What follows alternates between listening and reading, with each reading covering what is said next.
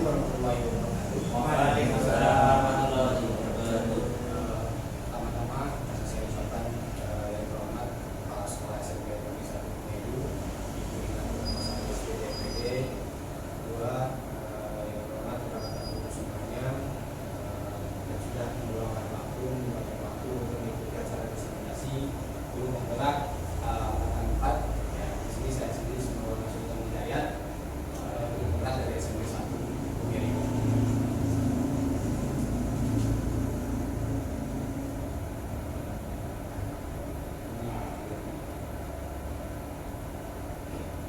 Nah, untuk kali ini di acara sosialisasi atau diseminasi untuk modul guru penggerak angkatan 4, saya mengangkat tema untuk modul tak 1.1 yaitu dasar pemikiran menurut Diajak Dewantoro. Untuk dasar pemikiran pendidikan Diajak Dewantoro itu yaitu adalah menuntun. Menuntun itu mulai dari semboyannya Diajak Dewantoro adalah innaso sunggulodo. Intinya kita sebagai guru harus memberikan contoh yang terbaik untuk murid kita. Kemudian ada Immatio Manungkarso. Immatio Manungkarso itu adalah ketika kita sebagai guru di tengah-tengah mendorong ataupun memberi motivasi kepada murid peserta didik kita. Kemudian yang terakhir adalah Tuturi Handayani. Tuturi Handayani bahwa kita sebagai guru harus bisa menggali dan mendorong potensi peserta didik yang kita dampingi. Dan tujuan dari kesemuanya itu adalah agar semua peserta didik itu selamat dan bahagia sebagai manusia dan anggota masyarakat.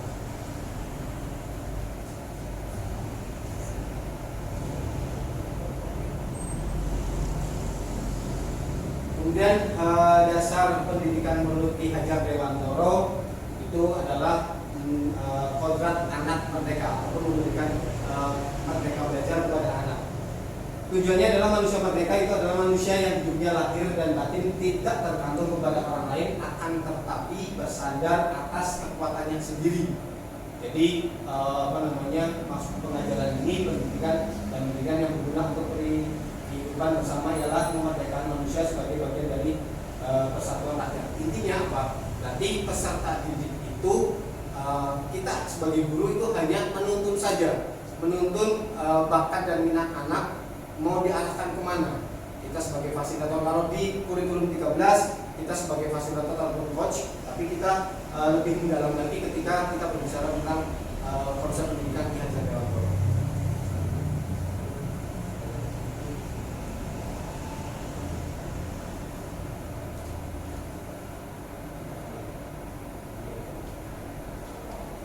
Kemudian kalau tadi itu adalah konsep pendidikannya, sekarang adalah konsep pengajarannya. Bagaimana sih konsep pengajaran ataupun dasar pendidikan menurut Ki Hajar Dewantoro?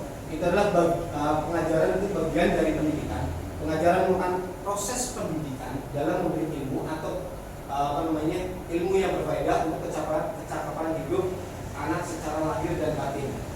Pengaruh pengajaran itu umumnya memerdekakan manusia atas hidupnya lahir, sedangkan merdeka hidupnya itu adalah batin yang terdapat di pendidikan itu sendiri. Jadi ada dua, ada lahir dan batinnya. Jadi mulai dari pengajaran dan pendidikan. Kemudian selanjutnya untuk dasar pendidikan Ki Hajar Dewantoro itu dibagi menjadi dua, itu ada kodrat alam dan kodrat zaman. Ya, kodrat alam dan kodrat zaman itu adalah proses pendidikan dan pengajaran yang dilakukan harus disesuaikan dengan kebutuhan anak didik, baik mengenai hidup diri pribadinya maupun hidup kemasyarakatan. Yang dimaksud dari kodrat alam itu adalah sifat dan bentuk lingkungan anak berada. Jadi setiap anak itu berbeda-beda. Yang perlu disadari sama bapak ibu semuanya itu adalah kodrat alam masing-masing anak berbeda. Kemudian kodrat zaman ini maksudnya adalah isi dari maksudnya iramanya. Jadi kita menyesuaikan. Misalkan ayat pendidikan di zaman sekarang era 4.0, kita akan menghadapi era seperti IT dan sebagainya. Kita mengikuti perkembangan zaman disesuaikan dengan pengajaran kita nanti. Kemudian selanjutnya konsep ataupun dasar pendidikan Ki Hajar Dewantoro itu menitik beratkan kepada bermain. Ini yang menarik, salah satu yang menarik dari konsep pemikiran Ki Hajar Dewantoro itu adalah ini. Jadi bermain itu adalah kodrat anak. Ya. Jadi setiap kita membuat satu media pembelajaran, kemudian model pembelajaran itu disesuaikan dengan usia anaknya. Ketika kita sekarang kita mengajar di SMP, nah itu pengajaran misalkan pengajaran bahasa Inggris, kita sesuaikan dengan kodrat anaknya. Ada bermain. Nah, misalkan di salah satu di salah satu materi sendiri, di salah satu materi itu ada kita permainan gamesnya. Games misalkan di penguatan speaking ataupun berbicara. Nah, kita bisa sesuaikan dengan permainan-permainan tradisional yang ada di lingkungan kita. Jadi kita kembangkan lagi, kita sebagai guru harus yang namanya kreatif, inovatif, memanfaatkan media pembelajaran apapun agar tercapainya tujuan pendidikan yang memerdekakan anak.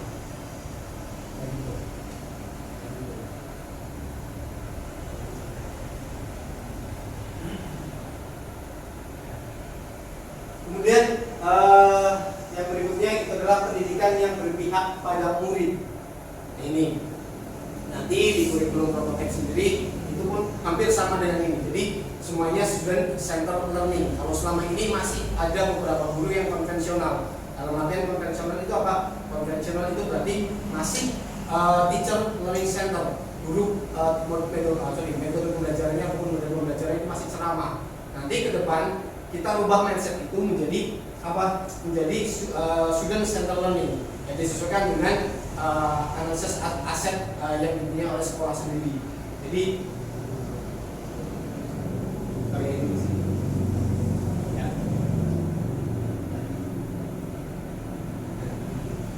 yang dimaksud berpihak pada anak itu ini bebas dari segala ikatan dengan susiatin dan partisan anak, bukan untuk meminta sesuatu hak, melainkan untuk berhamba pada anak.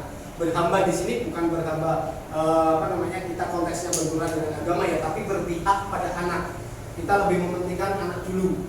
Kita sebagai guru bagaimana bisa meramu pembelajaran agar bisa nyampe kepada peserta didik kita dengan metode pembelajaran yang tepat tentunya.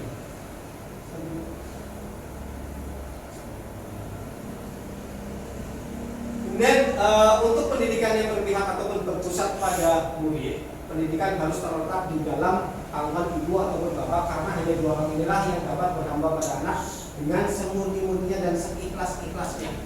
Jadi konsep ataupun dasar pendidikan Ki Hajar Dewantoro ini memadukan antara peran guru kemudian peran orang tua di rumah, itu sangat penting. Makanya harus ada komunikasi dua arah antara guru yang ada di sekolah kemudian ada wali murid.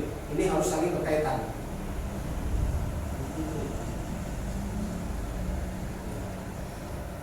Nah, ini yang satu hal yang menarik. Kalau Bapak Ibu semuanya masih ingat dengan kurikulum 2013, itu masih mengenal dengan teori tabula rasa. Ya, teori tabula rasa itu menganggap bahwa anak ini bukan kertas kosong. Kalau dulu kita ngikutin kurikulum itu 2013, anggaplah anak itu seperti gelas yang sudah ada isinya. Nah, di sini kenapa ditekankan bukan tabula rasa?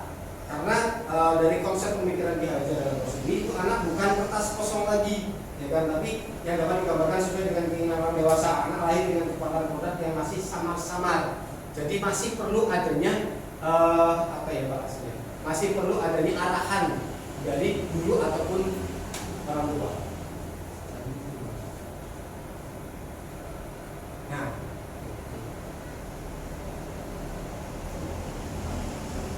ini kalau tadi ada bagaimana cara untuk menebalkan dari teori yang sebelumnya ataupun teori yang kalau di sini ada konteks sendiri pada anak. Ini ada yang namanya wiraga dan wirama. Wiraga itu dimulai dari usia 0 sampai 8 tahun. Di sini mulai dari eksplorasi pengalaman, itu ada raga, indra, kemudian imajinasi. Anak-anak usia sekitar 0 sampai 8 tahun itu masih menggunakan yang namanya raga, indra, dan imajinasi. Makanya anak-anak PAUD itu ketika program pembelajarannya masih sering bermain, digabungkan. Kemudian mulai mengenal dan menguasai teks. Nah, ini kita melangkah ke satu tahap lagi. Mulai mengenal dan menguasai teks itu pada usia 8 sampai 16 tahun. Ya, ini anak-anak di usia segini itu sudah mulai pengenalan riset ataupun proyek durasi pendek 1 minggu dapat berprogam. Makanya sekarang di SDNC itu mulai pembelajaran untuk mengenai pemberian tugas untuk proyek. Kemudian langkah berikutnya itu adalah memperdalam dan memperluas konteks ataupun keterampilan bertanya. Ini mulai dari kelas 4 SD. Jadi kita mencoba sebagai guru itu mencoba untuk memantik anak-anak biar bersifat kritis. Dan yang selanjutnya itu belajar mandiri, ya kan? Ini wirama, berarti sudah sekitar SMA kuliah, itu wirama. Jadi di tingkatan ini itu anak-anak sudah mulai nih bisa memilah dan memilih. Saya itu mau menjadi apa? Sudah mulai membentuk bahasa mencari jati dirinya, sudah menerapkan jati dirinya, ada passion.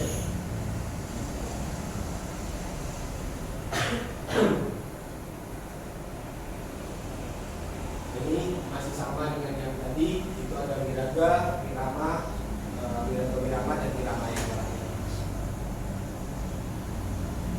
Nah, selanjutnya di sini ada beberapa contoh yang saya contohkan untuk menebalkan apa yang tadi kodratnya yang masih samar-samar. Di sini ada salah satu contoh di daerah Manggarai atau di daerah Manggarai. Di sini ada menebalkan laku ataupun tingkah lakunya anak dalam sosial budaya Manggarai.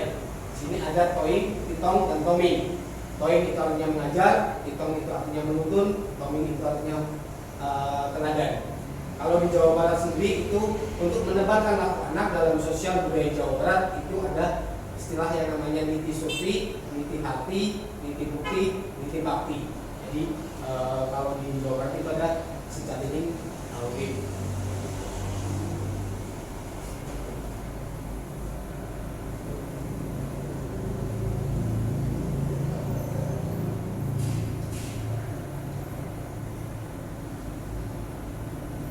Selanjutnya dasar pendidikan menurut Ki Hajar Dewantoro yang diangkat itu adalah budi pekerti. Nah ini juga salah satu ikonnya. Jadi menebalkan budi pekerti, watak dan karakter itu disatukan.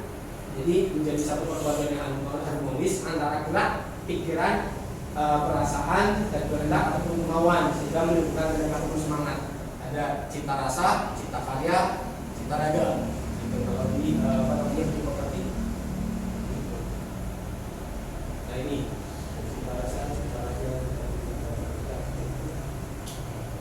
Nah, salah satu hal yang bisa mungkin saya gambarkan ketika mau menerapkan dasar pendidikan Ki Hajar Dewantoro itu kita dititik beratkan guru itu sebagai petani. Petani itu fungsinya apa? Berarti petani itu berarti ya hanya menanam. Intinya ya hakikatnya petani itu menyiapkan lahan, kemudian menyiapkan benih, kemudian menanam benihnya, merawatnya biar tidak ada hama dan sebagainya. Dianalogikan ataupun diibaratkan ke sini. Jadi di sini ada seorang petani dalam paketnya adalah sama kewajibannya dengan seorang pendidik yang menanam jagung misalnya, hanya dapat menuntun tumbuhnya saja. Ya. Jadi hanya bisa merawat si jagung ini saja. Jagung yang akan nanti tumbuh jadi mangga ataupun yang lainnya. Nah, kemudian ia dapat memperbaiki kondisi tanah, ya, memperbaiki kondisi tanahnya, memelihara tanaman jagung, memberi pupuk dan air. Kemudian selanjutnya adalah membasmi ulat atau jamur yang mengganggu hidup tanaman padi dan lain sebagainya. Jadi intinya seorang petani di sini itu digambarkan kita sebagai seorang guru. Ya, seorang guru itu berarti intinya kewajiban kita itu menuntun ataupun memberikan kewajiban atau hak kepada setiap murid yang ada. Jadi tidak seenaknya guru sendiri, guru maunya ayah harus semuanya juga. Kita harus bisa memahami kemauan ataupun kemampuan anak didik kita.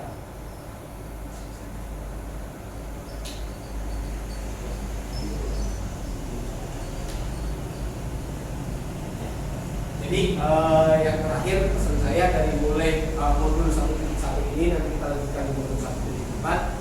Harapan saya sendiri sebagai CKB di SMP 1 Bumiayu dengan pemahaman ataupun sosialisasi hari ini Bapak Ibu semuanya bisa istilahnya tertarik untuk mengikuti kegiatan CKP angkatan berikutnya karena ilmu yang didapat kemudian pengalaman yang didapat juga sudah luar biasa. Tinggal kita mau nggak open diri kita untuk istilahnya menerima itu. Sebelum saya akhiri, terima kasih kepada tim rumah prestasi sebesar Bayu, ada Bapak Saiful Bahri, kemudian ada Pak Sarna dan teman-temannya semuanya, kemudian pada waktu kurikulum, kepada para sekolah yang sudah memberikan kesempatan kepada saya untuk mengembangkan apa yang saya dapat di pendidikan kedokteran ini. Harapan saya ini bisa menularkan ilmu yang saya dapat, bisa saya tularkan, kemudian teman-teman juga bisa tergerak dan mau untuk mengikuti pendidikan guru penggerak di angkatan berikutnya. Itu saja dari saya, terima kasih. Assalamualaikum warahmatullahi wabarakatuh.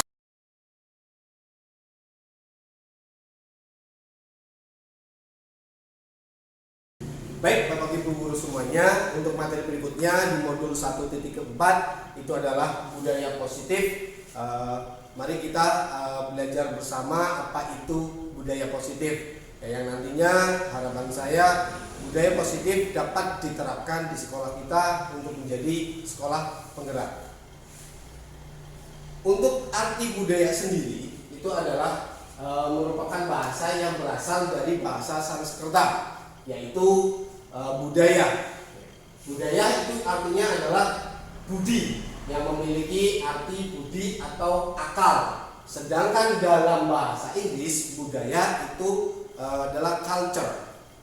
Culture itu berasal dari bahasa Latin, yaitu color, yang memiliki arti mengolah atau mengerjakan budaya, merupakan pola atau cara hidup yang terus berkembang oleh sekelompok orang dan diturunkan pada generasi berikutnya.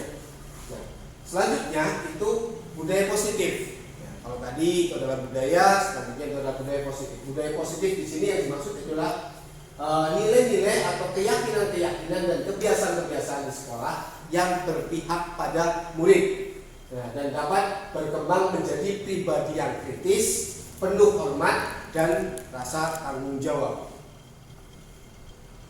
Selanjutnya ada materi eksplorasi konsep budaya positif. Di sini ada beberapa materinya. Yang pertama itu adalah perubahan paradigma, kemudian ada stimulus respon lawan, kemudian ada teori kontrol, kemudian ada keyakinan keras, kemudian ada hukuman dan penghargaan, kemudian selanjutnya ini yang menarik juga ada 5 posisi kontrol guru, kemudian ada arti disiplin dan 3 motivasi perilaku manusia, kemudian ini ada 5 kebutuhan dasar manusia yang harus Bapak Ibu guru semuanya pahami dan nanti akan bermanfaat bagi Bapak Ibu guru semuanya. Yang terakhir itu ada materi segitiga restitusi. Nah, di sini nanti kita belajar tentang bagaimana cara menyelesaikan masalah yang dihadapi oleh peserta didik kita. Jadi kita tidak menekankan si anak itu jadi merasa bersalah, dan bagaimana nanti kita belajar di segitiga restitusi.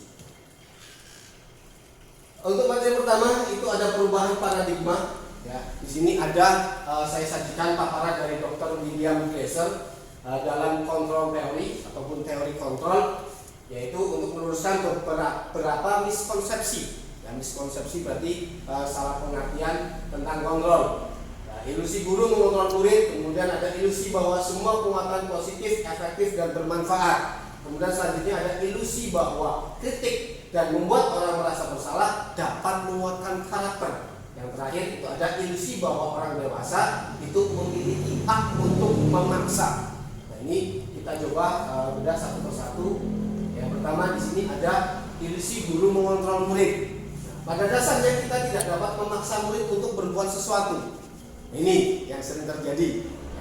Jikalau murid tersebut tidak melakukannya, walaupun tampaknya kita sedang mengontrol perilaku murid tersebut, hal ini karena murid tersebut sedang mengizinkan dirinya dikontrol oleh kita. Nah, saat itu bentuk kontrol guru menjadi kebutuhan dasar yang dipilih oleh murid tersebut. Teori kontrol menyatakan bahwa semua perilaku memiliki tujuan, bahkan terhadap perilaku yang tidak disukai. Nah, selanjutnya di sini bahwa kita disadarkan bahwa selama ini kita menerapkan kebalikannya. Ya, apa yang dipaparkan di sini itu kebalikannya, bahwa kita itu sebagai guru, murid itu harus mengikuti. Nah, ini kita coba untuk beralih terhadap budaya positif yang nantinya kita terapkan di sekolah kita. Selanjutnya itu ada ilusi bahwa semua penguatan positif, efektif dan bermanfaat. Nah ini, bahwa semua penguatan positif, efektif dan bermanfaat. Kita kadang-kala menjadi guru sudah merasa bahwa kita itu memberikan satu hal yang positif kepada siswa dan itu akan menguatkan. Nah di sini, penguatan positif atau bujukan adalah bentuk-bentuk kontrol segala usaha untuk mempengaruhi murid agar mengulangi suatu perilaku tertentu. Adalah suatu usaha untuk mengontrol murid tersebut dalam jangka waktu tertentu. Kemungkinan murid tersebut akan menyadarinya dan mencoba untuk menolak rujukan kita, atau bisa jadi murid tersebut menjadi tergantung pada pendapat sang guru untuk berusaha.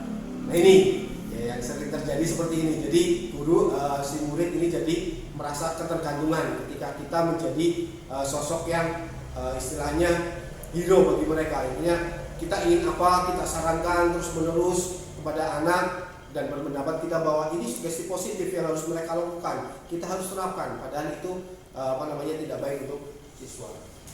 Selanjutnya itu ada ilusi bahwa kritik dan membuat orang merasa bersalah dapat menguatkan karakternya. Ya, dapat menguatkan karakternya.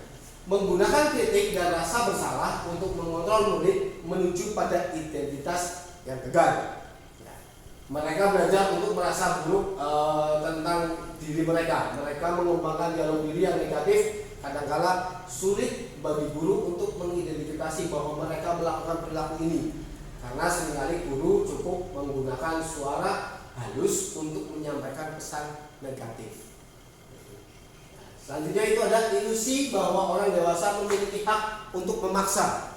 Ini ya, banyak orang dewasa yang percaya bahwa mereka memiliki tanggung jawab untuk membuat murid-murid berbuat hal-hal tertentu. Apapun yang dilakukan dapat diterima. Ya, selama ada sebuah kemajuan berdasarkan sebuah pengukuran kinerja. Pada saat itu pula orang dewasa akan menyadari bahwa perilaku memaksa tidak akan efektif untuk jangka waktu yang panjang dan sebuah hubungan permusuhan akan terbentuk. Nah ini ya, yang harus kita sadari juga. Selanjutnya ada stimulus respon, kemudian dibandingkan dengan teori kontrol. Nah ini kita bandingkan dari teori yang ada, kita bandingkan antara stimulus respon pandangan tentang dunia dengan teori kontrol tentang dunia. Di sini jelas terlihat ada dua perbedaan. Yang pertama, ada realitas atau kebutuhan kita itu sama menurut stimulus respon. Sedangkan untuk teori kontrol itu realitas atau kebutuhan itu kita berbeda. Yang kedua itu ada semua orang melihat hal itu sama. Kalau di teori kontrol, setiap orang memiliki gambaran yang berbeda. Yang selanjutnya, kita mencoba mengubah orang agar berpandangan sama dengan kita. Ini yang sering sekali tanpa kita sadari kita melakukan hal ini. Kemudian kalau di teori kontrol itu kita berusaha memahami pandangan orang lain itu tentang dunia. Kita berusaha untuk memahami pandangan orang lain tentang dunia. Berarti kita menghargai pendapat orang lain. Selanjutnya itu orang lain bisa mengontrol saya. Itu kalau di stimulus respon. Ya, orang lain itu selalu mencoba untuk mengontrol. Jadi sosok yang dominan di situ. Nah, sedangkan di teori kontrol, ya, semua perilaku itu memiliki tujuan. Yang terakhir, kalau di stimulus respon itu beranggapan bahwa saya itu bisa mengontrol orang lain. Nah, ini ya kan yang sangat dihindari. Yang terakhir itu kalau di teori kontrol, Anda tidak bisa mengontrol orang lain. Ya, ini seperti itu. Selanjutnya kita masuk ke disiplin. Ya. Disiplin. Nah ini ada beberapa salah ataupun miskonsepsi tentang arti disiplin itu sendiri. Ya, arti disiplin itu di sini itu adalah belajar. Yang seringkali kita memaknai bahwa disiplin itu bahwa harus tepat waktu, harus seperti ini, harus seperti itu. Ya, intinya harus melakukan sesuatu dengan aturan yang ada. Nah ini sebenarnya arti disiplin itu berasal dari bahasa Latin yaitu disiplina yang artinya belajar. Makna asal kata ini berkonotasi dengan disiplin dari murid-murid Socrates dan Plato. Nah, ini saling bertentangan. Di sini disiplin diri membuat orang lain menggali potensinya menuju sebuah tujuan apa yang dia hargai. Dalam budaya kita, makna disiplin telah berubah menjadi sesuatu yang dilakukan seseorang pada orang lain untuk mendapatkan kepatuhan. Nah ini, ya kalau di kita ini dalam budaya kita makna disiplin itu yang telah berubah menjadi sesuatu yang dilakukan seseorang pada orang lain untuk mendapatkan kepatuhan. Ya kan? Jadi ada aturan, mereka harus melakukannya. Kemudian kecenderungan umum itu adalah disiplin adalah menghubungkan kata disiplin dengan ketidaknyamanan, bukan apa yang kita hargai atau pencapaian suatu tujuan. Nah ini kadang-kala ada yang beranggapan bahwa ketika sudah mendengar kata disiplin, rasa tidak nyaman dalam diri itu ada ketika orang-orang yang tidak biasa melakukan kedisiplinan. Ya, kita harus berubah pola tersebut. Nah ini selanjutnya, ketika mendengar kata disiplin, apa yang terbayang di benak Anda ini? Kadang-kadang ketika kata disiplin pasti ada rasa tidak nyaman, kemudian ada rasa yang saya harus melakukan berbagai hal sesuai dengan peraturan yang ada, gitu ya. Nah ini kebanyakan orang akan menghubungkan kata disiplin dengan kata tata tertib. Ini yang sering sekali ada di sekitar kita. Kemudian ada teratur dan kepatuhan pada peraturan. Ini umum ataupun sudah umum sekali di sekitar kita memaknai kata disiplin itu seperti ini. Ya. Kemudian kata disiplin juga sering dihubungkan dengan hukuman. Ya, padahal itu sungguh-sungguh berbeda. Karena yang pertama ya antara hukuman dan disiplin ini berbeda. Kebanyakan orang juga ada yang memaknai bahwa disiplin itu adalah satu peraturan yang harus dilakukan.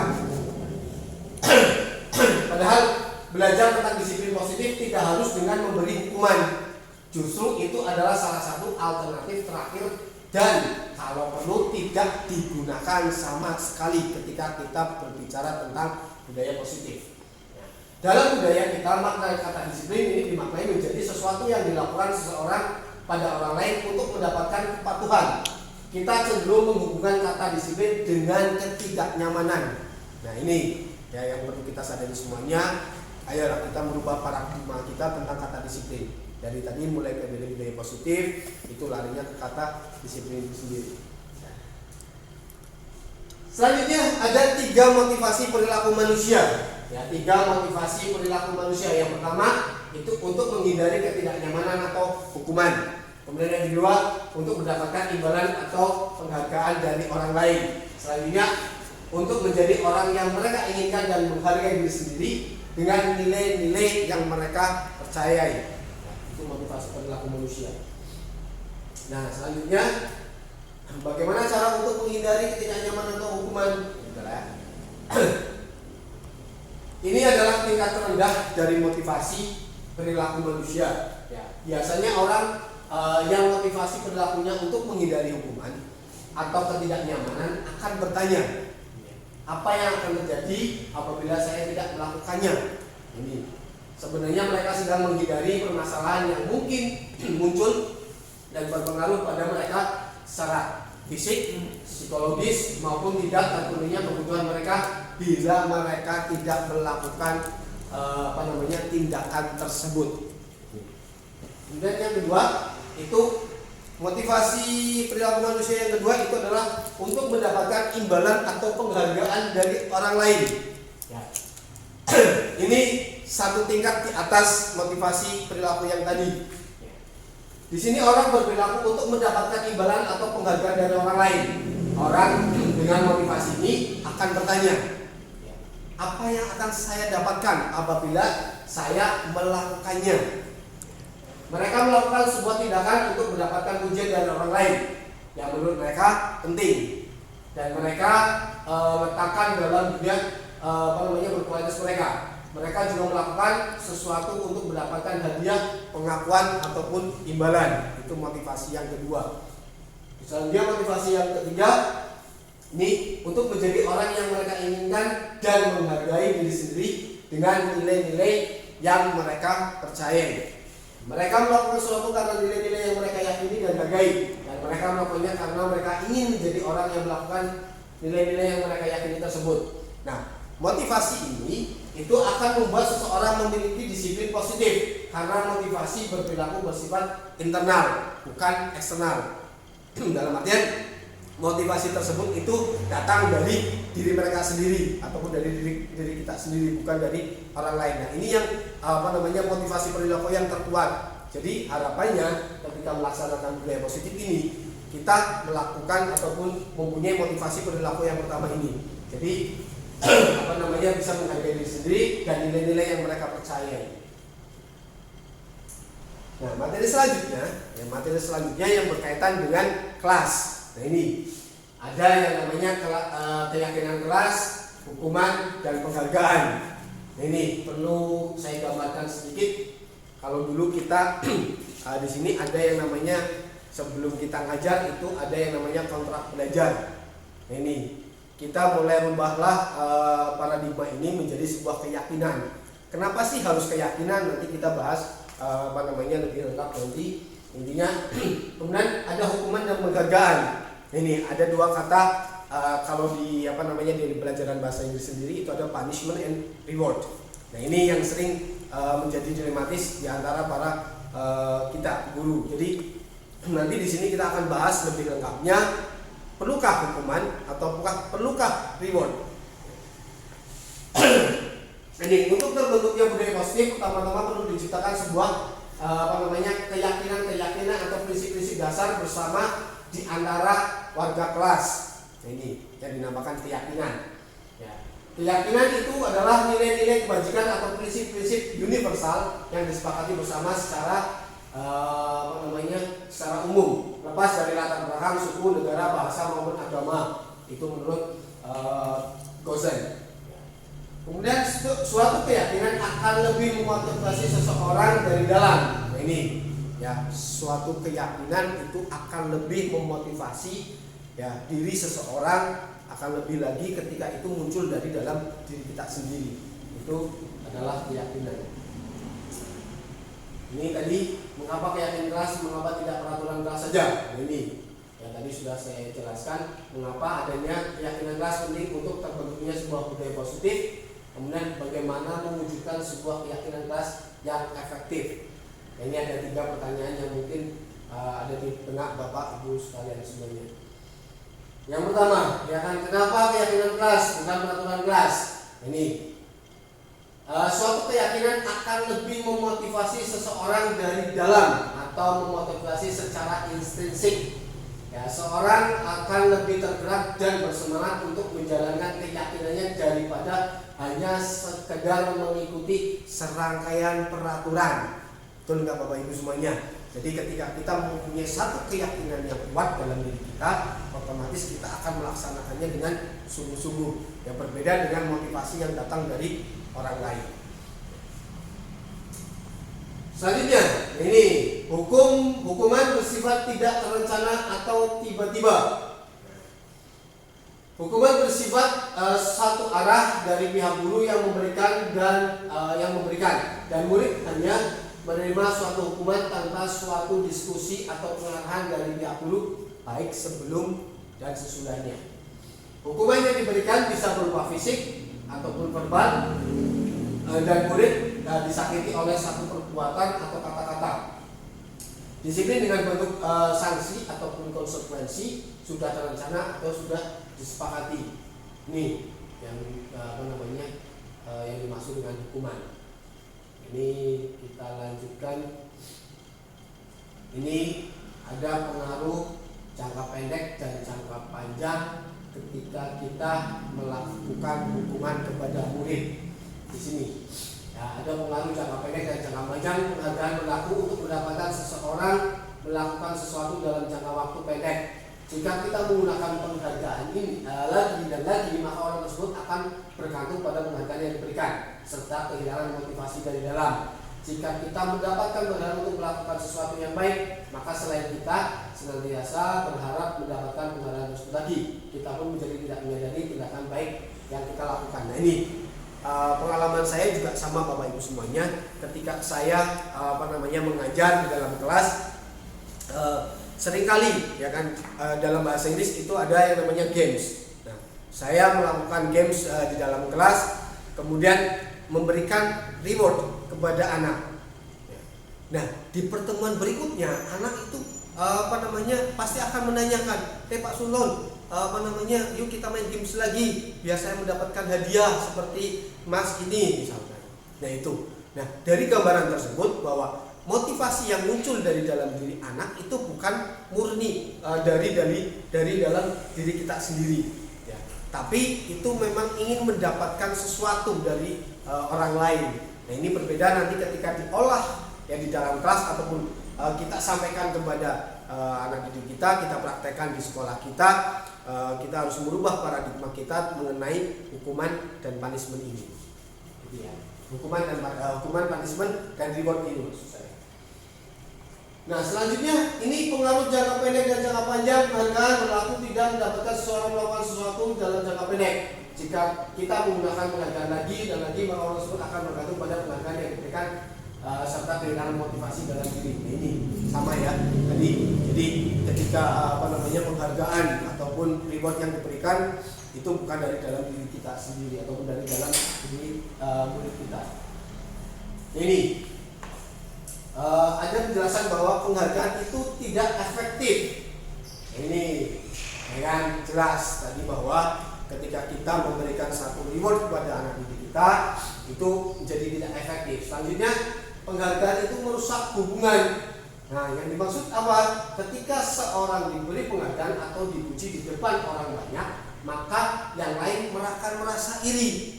Gitu ya Bapak Ibu. Jadi ketika kita mengajar di dalam kelas ini ada satu anak atau dua anak yang hanya mendapatkan penghargaan itu, kemudian yang lainnya juga akan, wah kenapa ya saya nggak dapat, saya harus dapat nih. Nah, motivasi negatif yang seperti itu yang harus kita kurangi. Ya. Nah, ini selanjutnya ada penghargaan itu mengurangi ketepatan. Anak-anak diminta mengingat kata-kata tertentu, kemudian mereka diminta mengambil kartu yang berisi kata-kata yang diingat tersebut setiap kali muncul. Beberapa anak diberikan permen setiap mereka memberikan jawaban yang benar, dan sebagian yang lain hanya diberitahu saja bila jawabannya mereka benar. Nah, hasil tersebut anak-anak yang mendapatkan permen jawabannya banyak, ya. Jadi anak-anak yang mendapatkan permen akan mendapatkan banyak permen juga, ataupun jawaban yang benar itu akan mendapatkan permen. Yang tidak tepat dibandingkan anak-anak yang hanya diberitahu jawaban yang benar. Ini, ya. Selanjutnya. Ini. Ada pembentukan keyakinan kelas. Bagaimana sih kita membentuk keyakinan di dalam kelas yang lebih efektif? Ini. Yang pertama itu harus ada keyakinan kelas bersifat lebih abstrak daripada peraturan yang lebih rinci dan konkret. Ya, jadi harus lebih jelas. Kemudian ada keyakinan kelas berupa pernyataan-pernyataan yang universal, yang umum, yang mudah dipahami oleh peserta didik kita. Nah, selanjutnya pernyataan keyakinan kelas senantiasa dibuat dalam bentuk positif. Ya, ingat ya Bapak Ibu semuanya. Jadi semua keyakinan kelas itu harus dibuat dalam bentuk yang positif. Kemudian keyakinan kelas hendaknya tidak terlalu banyak sehingga mudah diingat dan dipahami oleh semua warga kelas. Ya, jadi tidak perlu keyakinan kelas yang begitu panjang, yang penting mudah dipahami dan bersifat positif. Selanjutnya, keyakinan kelas sebaiknya sesuatu yang dapat diterapkan di lingkungan tersebut. Kemudian semua warga kelas hendaknya ikut berkontribusi dalam pembuatan keyakinan kelas lewat kegiatan curah pendapat. Nah, ini Bapak Ibu semuanya. Jadi ketika kita membuat satu keyakinan di dalam kelas, kita harus melibatkan melibatkan pendapat dari peserta didik kita. Apa yang mereka inginkan agar kelas ataupun kegiatan belajar mengajarnya lebih efektif, lebih tenang, lebih menyenangkan, lebih nyaman. Kemudian mereka juga bisa mengeksplor diri mereka. Ya, kita libatkanlah mereka dalam curah pendapat. Yang terakhir itu bersedia meninjau kembali keyakinan kelas dari waktu ke waktu. Ya, jadi ada yang namanya evaluasi, berefleksi. Nah, refleksi evaluasi semuanya, misalkan dalam jangka waktu kurun waktu 1 bulan atau 2 bulan. Nah, itu nanti kita evaluasi dari keyakinan kelas yang sudah kita bikin. Misal ada sesuatu yang dirubah atau diganti atau ditambahkan. Ini salah satu kegiatan lain yang dapat dilakukan untuk memperdalam keyakinan kelas adalah mempelajari tanggung jawab setiap warga kelas. Keyakinan bertanggung jawab serta hak seseorang adalah sesuatu yang diungkapkan oleh Ki Hajar Dewantara tentang menumbuhkan murid yang merdeka. Ya. Jadi itu. Nah, jadi di bukunya Ki Hajar Dewantara sendiri itu adalah beratlah kemerdekaan itu bukan hanya tidak terperintah saja, akan tetapi harus juga dapat menegakkan dirinya dan mengatur kehidupannya dengan tertib. Dalam hal ini termasuk juga mengatur tertibnya berhubungan dengan kemerdekaan orang lain. Nah, ini ya di buku Ki Hajar Dewantara sendiri sudah dijelaskan seperti ini. Nah, selanjutnya untuk materi berikutnya itu ada 5 kebutuhan dasar manusia. Nah, Bapak Ibu semuanya, ini 5 kebutuhan dasar manusia yang harus kita ketahui. Yang pertama itu ada kebutuhan bertahan hidup, kemudian ada cinta dan kasih sayang, kemudian ada penguasaan atau kebutuhan pengakuan atas kemampuan, yang keempat adalah kebebasan atau kebutuhan akan pilihan, kemudian ada kesenangan, kebutuhan untuk merasa senang. Kemudian ada 5 posisi kontrol. Yang pertama itu adalah penghukum, membuat orang merasa bersalah, teman, kemudian menjadi monitor atau pemantau, yang kelima adalah manajer. Ini berkaitan dengan 5 posisi kontrol.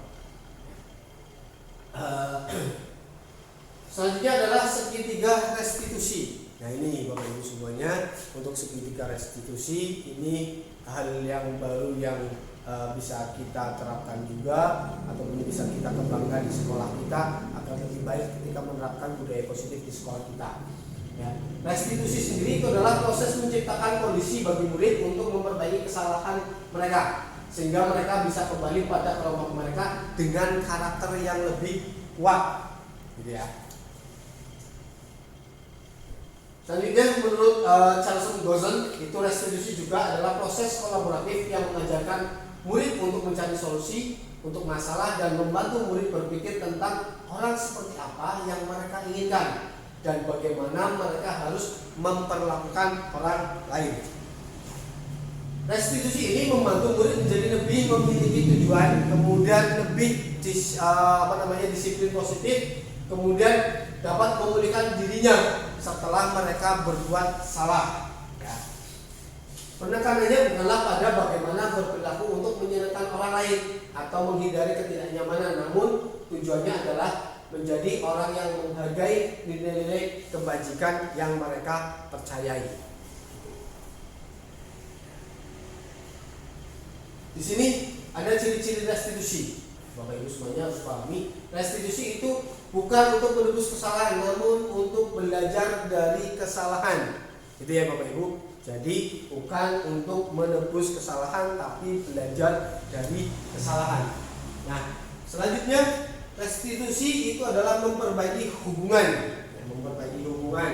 Jadi memperbaiki hubungan antara misalnya ada salah satu murid yang sedang berselisih paham. Nah, ini nanti kita mencoba untuk memperbaiki hubungan mereka. Selanjutnya restitusi adalah tawaran. Jadi memberikan tawaran kepada siswa bukan sebuah paksaan. Nah, selanjutnya adalah restitusi menuntut untuk melihat ke dalam diri.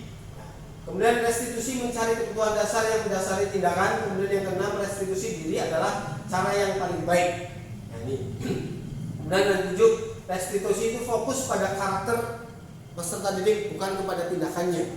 Nah, kita harus lebih memahami karakter peserta didik kita.